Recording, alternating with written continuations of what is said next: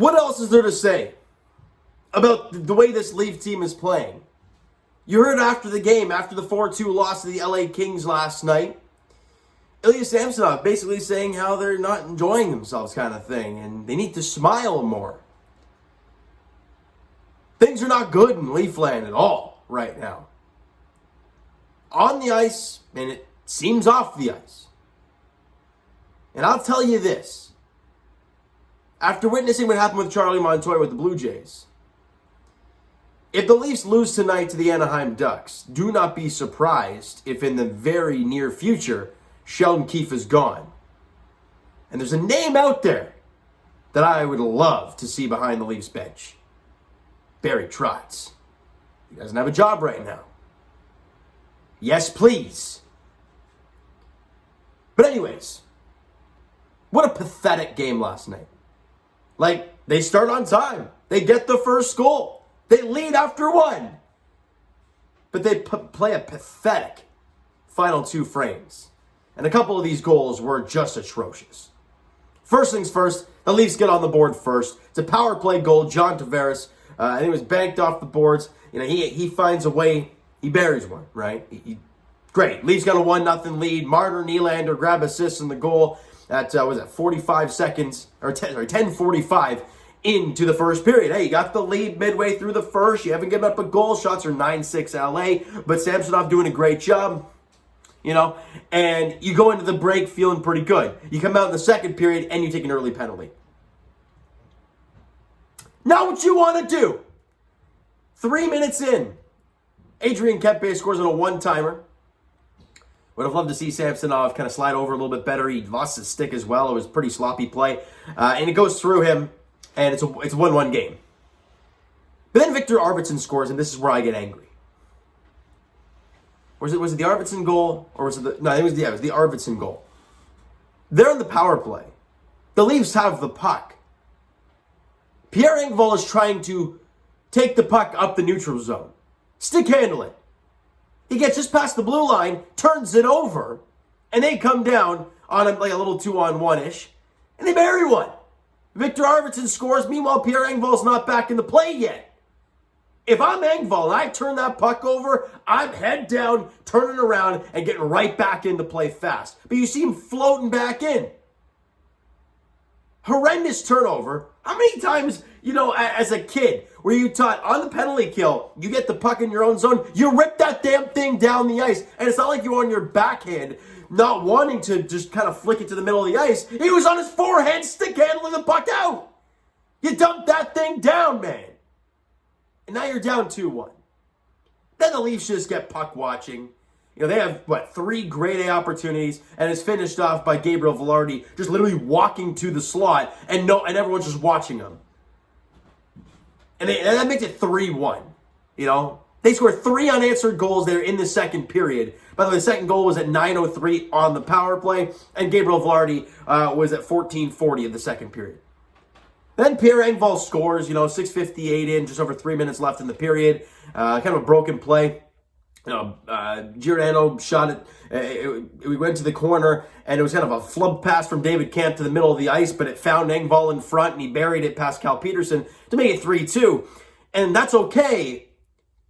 But again, you shouldn't be in this situation. Going into the game, LA was 4-5. We talked about San Jose's record being atrocious. And, obviously now LA is a better team, but they're 4-5 going into this game. You should, in fact, win this game. And it's 3-2 heading into the third period. Shots were 11-9 LA in the second period. They scored 3 goals on 11 shots there in the second period. And honestly, you can't really fault Ilya Samsonov. You just can't. And in that third period, where you're supposed to be desperate, literally 2 minutes in, puck gets, puck's out of the offensive zone, and it gets passed back to Rasmus Sandin, kind of set the play up, and he gets just a stick lifted, taken by Kevin Fiala, and he scores on a breakaway. Effort, please. Awareness. Hard on the stick, hard on the puck. Just awful. And then hearing Samsonov's comments after the game, things aren't pretty. He allowed 4 goals on 29 shots, but again, These goals, he's just getting onslaughted with. Shots on goal in the third period were 13-9 in favor of the Leafs. They lost in shots 29-28. And they lose the game. And honestly, I'm not going to talk much more about this game because you know what? I don't want to.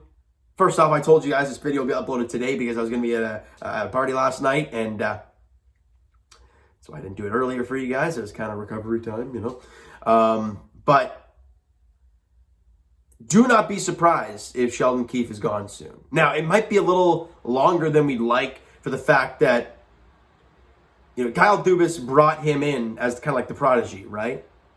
You know, Marley's guy, you know, he brought him into the Marlies. I think it was another Sault Ste. Marie guy.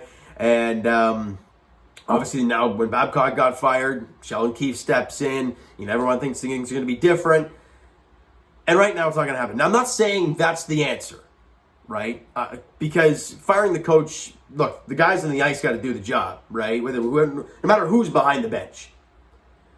But what I will say is I'm hoping if they were to bring in a guy like a Barry Trotz, a guy with a track record, a guy with a voice that has been heard many times. Again, Mike Babcock was too, but these guys were kids when he was here, right? And tried to teach them and act like they were kids.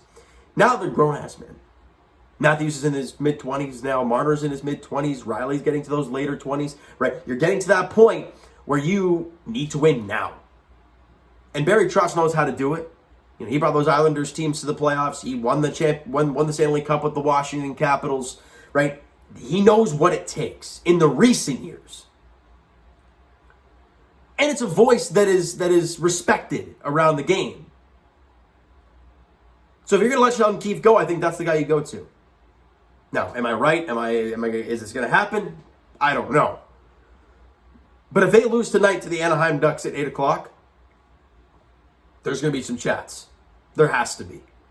Because the Ducks right now have won one game. They're like 1-6-1. They're not good. And if the Leafs go into their barn and they lay an egg and they lose, those chats, they have to be had. And even if you win, I think you have to have the discussion.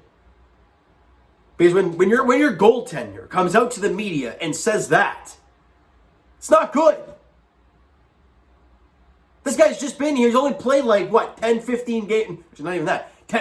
Not even 10 games as a Leaf. And he's coming out and saying that about the team. It tells you how bad it is. They got to figure it out, whether it's coaching, whether it's kind of reset the guys. And I really hope if a coaching thing does happen, that it basically shakes the guys and say, hey, you just got this guy fired. Make it happen. Wake up. Effort. I don't know, guys. That's all I got. All right? So you know what, guys? That's going to do it for this one. You enjoyed the video and not the game last night. Smack the like button to appreciate it. Hit the subscribe button. You guys not already. Comment down below. Thoughts on the video. Thoughts on the game. What you like. What you not like. From last night's game for the Toronto Maple Leafs. The Twitter link is down below. So follow up, send me a DM to that great stuff. The Instagram link is also down below. So follow up there if you guys have not done so already. And I will talk to you guys.